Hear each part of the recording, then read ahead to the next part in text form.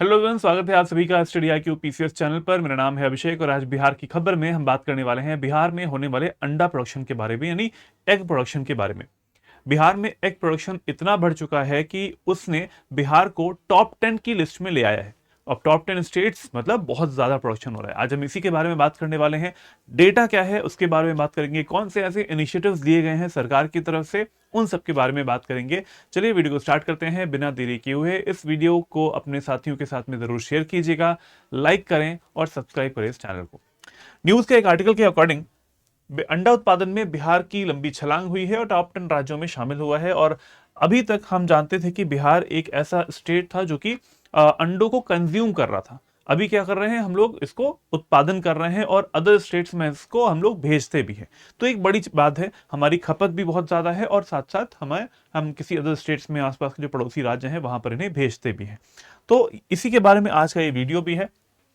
According to the line, Bihar ने कृषि और पशुपालन क्षेत्र में इतिहास रचते हुए भारत के टॉप 10 अंडा अंडा उत्पादक राज्यों की सूची में जगह बना ली है। ये एक बिल्कुल रिसेंट की ही न्यूज है। अगला पॉइंट कहता है कि पिछले 9 वर्षों में राज्य के अंडा उत्पादन में 3 गुना से ज्यादा, कह सकते हैं लगभग लगभग 3.5 गुना की यहां पर आपको वृद्धि देखने में मिली है। पिछले 9 वर्षों में 3.5 गुना के आसपास की वृद्धि आपको देखने में मिलती है, जिससे बिहार अब उपभोक्ता से एक बड़े उत्पादक के रूप में उभर के आ पाया है। हम सिर्फ कंज्यूम नहीं कर रहे होते हैं, हम सिर्फ उपभोक्ता नहीं है, हम इसको अदर स्टेट्स में भेज भी रहे होते हैं, उसको उत्पादन भी कर रहे होते हैं और उससे रेवेन्यू भी आता है। कितना बढ़ा है एग प्रोडक्शन, जरा डेटा एक बार देख लेते हैं। Egg production in Bihar was approximately 9845 lakh eggs, मतलब 9845 लाख अंडों का उत्पादन हो रहा था 2014-15 में।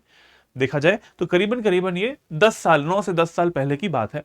लेकिन अभी क्या हो चुका है, अभी देखिए ये बढ़ के 34,401 लाख अंडे हो चुके हैं। अब सोचिए, इतना 9,845 लाख से 34,401, ये बहुत बड़ा नंबर है, इतना बड़ा नंबर है जिससे कि हमारे भारत देश में ये बिहार राज्य जो है वो अग्रणी जो राज्य हैं अंडा उत्पादन में, उनमें आ गया है, टॉप 10 में आ चुका है। 2023-24 का डेटा है ये, 9 साल के अंतराल में।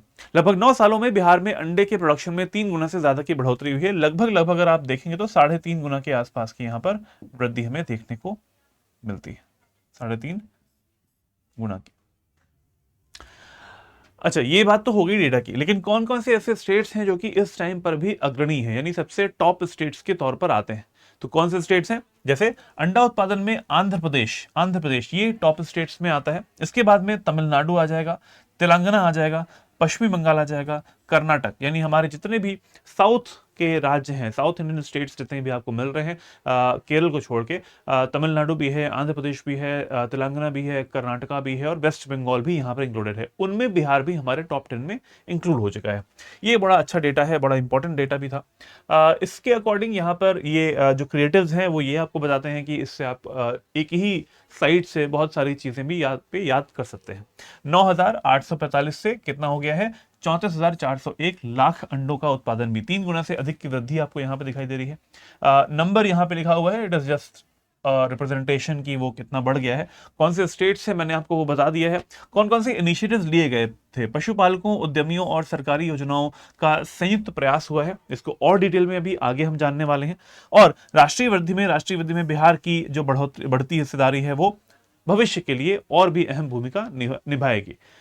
तो आने वाले 5 सालों में अगर देखा जाए तो पिछले 9 सालों में जो नंबर है वो 3.5 गुना के आसपास बढ़ा है, टॉप 10 स्टेट्स में आ चुका है। और आने वाले जो 5 साल हैं वहां पर भी हम एक्सपेक्ट कर सकते हैं कि ये जो नंबर है वो और भी एक्सपोनेंशियली राइज करने वाला है। और जो अंडों का उत्पादन के लिए जो भी इनिशिएटिव्स लगाने चाहिए और लोगों को यहाँ पे प्रेरित भी किया जाएगा, क्योंकि हम जानते हैं कि यहाँ पर डबलिंग द इनकम, जो हमारा 7 निश्चय 3.0 है, इस 7 निश्चय 3.0 का जो पहला निश्चय आता है उसमें है डबलिंग द इनकम। और हम जानते हैं कि अंडा उत्पादन के उद्योग में अगर हम हमारे जो किसान भाई बहन होते हैं, अगर वो भी आना चाहें तो वो भी इसमें आ सकते हैं। एक तरीके से ये एग्रीकल्चर के साथ साथ जो अलीड एक्टिविटीज होती हैं उनमें कुक्कुट पालन यानी मुर्गी पालन जो है वो भी इसमें आ जाता है। और ये एक बड़ा एक तरीके से उनके जो आय है उसमें वृद्धि भी करेगा, आय में वृद्धि भी करेगा। और यही हमारे केंद्र सरकार का और राज्य सरकार का मुख्य उद्देश्य भी है, हमारे जितनी स्कीम्स आ रही होती हैं उनके अकॉर्डिंग भी। आइए जरा जानते हैं इसके कुछ कितना जो नंबर है वो बढ़ के आ पाया है। 2018 के बाद में उत्पादन में बहुत ही बड़ा उछाल आ पाया था। यहाँ जरा संख्या देख पा रहे हैं, 2017-18 में 12,185 लाख अंडों के मुकाबले 12,185 ये नंबर है, लाख अंडों के मुकाबले अगले ही साल उत्पादन 17,633 लाख पर पहुंच गया था। इसके बाद पिछले 4 वर्षों से बिहार में लगातार 30,000 लाख से अधिक अंडों का 30,000 लाख से अधिक अंडों का जो उत्पादन है वो होता जा रहा है। तो ये जो एक्सपोनेंशियल राइज है ये इसी तरीके से बढ़ता रहे, इसके जो इनिशिएटिव्स लिए गए हैं बहुत सारे गवर्नमेंट की तरफ से, उनके बारे में बात करेंगे हम। कौन सी स्कीम यहाँ पे आती है, उनमें से एक स्कीम यहाँ पे आती है मुख्यमंत्री कुक्कुट विकास योजना, मुख्यमंत्री poultry development program, chief ministers poultry development program. ठीक है, ऐसे कई सारे इनिशिएटिव लिए गए हैं, उन्हीं में से यहाँ पे कुछ रीजंस हैं जिससे कि गुड अंडा प्रोडक्शन जो है वो हो पाया है। पहला इसी में आता है strong government policies and schemes, यानी मजबूत सरकारी नीतियां और योजनाएं। उनमें से ये जो स्कीम है ये क्या प्रोवाइड कर रही है, ये सब्सिडी प्रोवाइड कर रही होती है और कई सारे इंसेंटिव्स भी प्रोवाइड करती है हमारे उन किसानों को, हमारे उन किसान भाइयों को जो कि एग प्रोडक्शन में उतरना चाहते हैं या फिर जो सेटअप होता है वो लगाना चाहते हैं। अगर आप सेटअप लगाते हैं पूरा उसके लिए तो उसमें सब्सिडी भी प्रोवाइड की जाती है और साथ साथ जो यहाँ पर इंसेंटिव्स हैं वो भी दिए जाते हैं। अगला यहाँ पर आता है rising demand and assured markets, यानी जैसे मैंने सबसे पहले बात करी थी अंडे की खपत के बारे में, अंडा कहाँ पे खपत होती है, अंडे को इंक्लूड किया गया है हमारे मिड डे मील स्कीम में। मिड डे मील जो योजना आती है इसमें इंक्लूड किया गया है। तो क्योंकि सरकार की तरफ से चलाई गई इस योजना के अंतर्गत अंडों की खपत जो है वो होती है। हमारे स्कूलों में जो बच्चों को भोजन दिया जाता है उनमें एक फिक्स है डाइट की, ये दिया ही जाएगा जिन परिवारों में अंडों का सेवन किया जाता है। तो उस चीज को अगर देखा जाए तो मांग बढ़ रही है, तो मांग बढ़ेगी तो साथ साथ अगर हम इसको प्रोडक्शन वाइज भी बढ़ाएंगे तभी वो मांग पूरी भी हो पाएगी। और मांग बढ़ रही है और साथ साथ उसको सुनिश्चित करना, साथ में बाजार सुनिश्चित करना, अगर अंडे का उत्पादन हो रहा है तो साथ में उसको मार्केट प्रोवाइड करना, ये भी इनिशिएटिव्स के तौर पर आता है। और आंगनवाड़ी जो कार्यक्रम होते हैं उनमें भी हमने देखा है कि अंडे की एक महत्वपूर्ण भूमिका है। वैसे देखा जाए तो जनरली देखा जाता है कि एक अंडे में 4 ग्राम के आसपास, 3.5 से 4 ग्राम के आसपास का प्रोटीन होता है। तो प्रोटीन जो कि हमारे आने वाली जनरेशंस हैं या फिर जो महिलाएं होती हैं, जो प्रेग्नेंट वुमेन हैं, अगर उनके भोजन में सेवन वो करती हैं तो प्रोटीन की कमी जो है वो पूरी हो सकती है बहुत आसानी से एक अंडे के कारण भी। इसके साथ साथ अगला पॉइंट आता है यहाँ पर favourable geographical and economic factors. ये कैसे हो सकता है, मैंने एक वर्ड लिखा हुआ है यहाँ पर, मेज या फिर मक्का। यानी जियोग्राफिकल कंडीशंस हमारे बिहार की ऐसी हैं, हमें पता भी है कि मक्का का प्रोडक्शन यहाँ पे यानी मेज का प्रोडक्शन यहाँ पे बहुत अच्छे लेवल पे होता है। और मेज कहाँ पे यूज होता है, मुर्गियों के चारे के रूप में। तो वो जो चारा होता है वो फ्रीली और we can say easily, freely तो अवेलेबल नहीं होगा, इजीली अवेलेबल आपको मिल जाता है बिहार में, क्योंकि प्रोडक्शन बहुत ज्यादा होता है। और हमें पता है कि इस इंडस्ट्री को लगाने के लिए जो श्रम है वो भी हमें बिहार में मिल जाएगा, सस्ता श्रम मिल जाएगा, है ना, चीप लेबर मिल पाएगा, क्योंकि इसमें ऐसा कोई भी स्किल की जरूरत नहीं है। यहाँ पर जो मुर्गी के जो पालन करने वाले क्षेत्र होते हैं वहां पर आपको कोई भी स्किल्ड लेबर की आवश्यकता नहीं होती है। अगर अनस्किल्ड लेबर है वो भी वहां पर काम कर सकता है, तो सस्ता श्रम हमें यहाँ पर अवेलेबल होता है। ये कंडीशंस हो गई। इसके अलावा अगर ट्रेनिंग प्रोवाइड की जाती है, टेक्नोलॉजी यानी तकनीक का उपयोग किया जाता है, और एनिमल हेल्थ सर्विसेज, कई बार ऐसा होता है कि बीमारियां हो जाती हैं, तो बीमारियां ना हो पाए उनके लिए क्या प्रयास किए जाएं, क्या इनिशिएटिव्स लिए जाएं, वो सारी चीजें भी अगर प्रोवाइड होती हैं तो भी हमारे बिहार में प्रोडक्शन जो है वो काफी ज्यादा अंडों का बढ़ा है।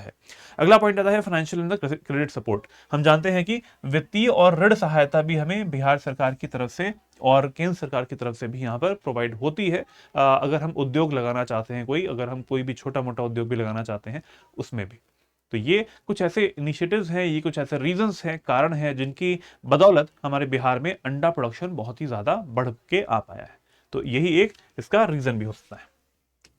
चलिए आज के टॉपिक इतना ही था। क्वेश्चन आता है यहाँ पे, इस क्वेश्चन का आंसर आपको देना है कमेंट बॉक्स में। क्वेश्चन कहता है कि अंडा उत्पादन से कौन सी क्रांति जुड़ी हुई है, हरित क्रांति, श्वेत क्रांति, रजत क्रांति या फिर गुलाबी क्रांति। कमेंट बॉक्स में इसका आंसर जरूर दीजिएगा, ए, बी, सी या फिर डी ऑप्शन, कौन सा सही होता है देखते हैं आपके कमेंट के अकॉर्डिंग। चलिए अब बात कर लेते हैं स्टेट पीसीएस के फाउंडेशन बैच के बारे में, अगर आप यूपी से बिलोंग करते हैं, बिहार से बिलोंग करते हैं, या फिर आप मध्य प्रदेश, उड़ीसा, वेस्ट बंगाल, असम, पंजाब, हरियाणा या फिर जम्मू कश्मीर से बिलोंग करते हैं, तो आपके लिए स्टडी IQ आरंभ 16.0 बैच लेकर आया है। ये हमारा जो बैच है, इसकी विशेषता ये है कि ये इससे पहले 15 बैच आ चुके हैं, ये 16वां बैच है। इसकी विशेषता ये है कि यहाँ पर हम आपको प्री, मेंस और इंटरव्यू तीनों स्टेजेस की तैयारी करवाते हैं स्टेट पीसीएस की। आप जिन स्टेट्स के मैंने नाम लिया, इन स्टेट्स के पीसीएस की अगर तैयारी कर रहे हैं आप लोग, तो आपके लिए बहुत ही अच्छा रहेगा। एक निश्चित समय के अंतर्गत सारे सब्जेक्ट्स को कवर किया जाता है, पढ़ाकर। लाइव क्लासेस चल रही होती हैं 1100 से ज़्यादा घंटों की। उन लाइव क्लासेस की रिकॉर्डिंग भी आपको ऐप पर मिल जाती है। जो क्लासेस चलती हैं वो ऐप पर चलती हैं स्टडी IQ के, तो उसको भी एक बार डाउनलोड कर लीजिएगा। इसके साथ साथ यहाँ पर आपको मेंटरशिप का एक बड़ा फीचर मिलता है, जिसकी महत्ता आप सभी लोग जानते होंगे। मेंटर आपकी पूरी प्रिपरेशन जर्नी में आपको हेल्प कर रहे होते हैं, चाहे वो एकेडमिक डाउट्स हो, नॉन एकेडमिक डाउट्स हो, किसी भी तरीके के डाउट्स होते हैं तो उनमें हेल्प करते हैं। डेली आंसर राइटिंग यानी दैनिक उत्तर लेखन यहाँ पर एक बड़ा इंपॉर्टेंट फीचर आता है। यानी अगर आप कोई आंसर लिख के भेजना चाहें, हम आपको क्वेश्चन भी देते हैं, उसका आंसर लिख के भेजना चाहें, 24 घंटे के अंदर अंदर उसका इवैल्यूएशन आपको प्रोवाइड होता है, फीडबैक प्रोवाइड होता है, जिससे आपकी मेंस की आंसर राइटिंग और भी सुदृढ़ हो पाती है, अच्छी हो पाती है। टेस्ट सीरीज आपको मिलती है यहाँ पर। प्रीलिम्स की एनसीईआरटी का बैच आपको फ्री मिल रहा होता है। सारी एनसीईआरटीज आपको प्रॉपरली लाइन दर लाइन टीचर्स ने बताई हुई हैं, वो बैच आपको यहाँ पे मिल जाएगा फ्रीली। 10,000 प्लस MCQs का एक बैच है, वो आपको फ्रीली मिलने वाला है हमारे प्लैटिनम बैच में। इसके अलावा बुक्स जो है आपके घरों पे आ जाएंगी हार्ड कॉपी के फॉर्म में, आपकी भाषा के अनुसार, हिंदी इंग्लिश है उसके अनुसार। कंटेंट हम आपको प्रोवाइड कर रहे होते हैं आपके हिंदी और इंग्लिश भाषा के अनुसार। जो भी हम क्लास में कंटेंट पढ़ा रहे होते हैं वो आपको मिल जाता है, हम आपको प्रोवाइड करते हैं, आपको लिखने की जरूरत नहीं है हर चीज़ की।